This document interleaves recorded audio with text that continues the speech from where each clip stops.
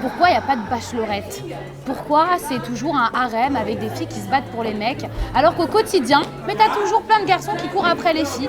Mais c'est jamais mis en scène à la télé. Pourquoi?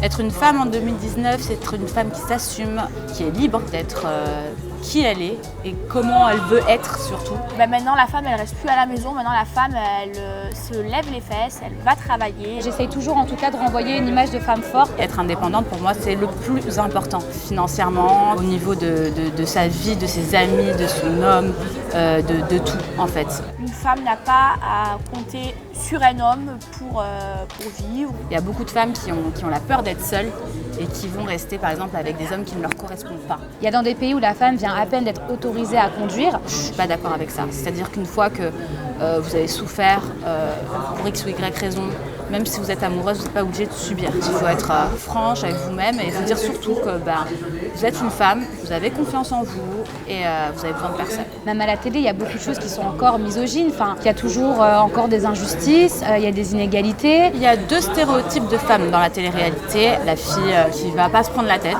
qui va peut-être aller de mec en mec. Et vous avez aussi le stéréotype de fille un peu plus carrée, un peu plus réservée. Elle va savoir donc ce qu'elle veut, surtout ce qu'elle ne veut plus et qui va s'assumer. Pourquoi il n'y a pas de bachelorette? Pourquoi c'est toujours un harem avec des filles qui se battent pour les mecs? Alors qu'au quotidien, mais t'as toujours plein de garçons qui courent après les filles.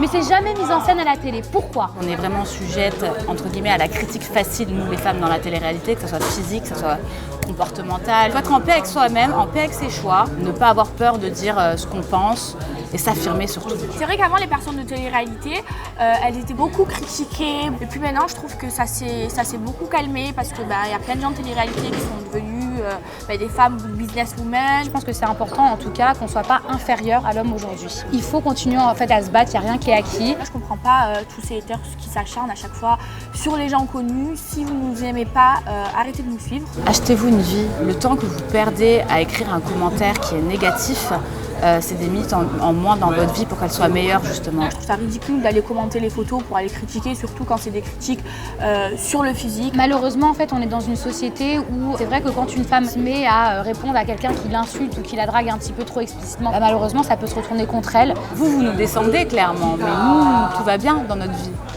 Donc ça, il faudrait peut-être y penser et puis essayer d'avancer surtout. Hein les gars? Alors oui, on met toujours la femme comme plantureuse, etc. Mais on n'est pas que ça en fait. Et puis on n'est pas non plus juste des mères porteuses. On est aussi des êtres humains à part entière et je pense qu'on a notre place, tout comme les hommes, ni supérieurs ni inférieurs, mais simplement sur le même pied d'égalité.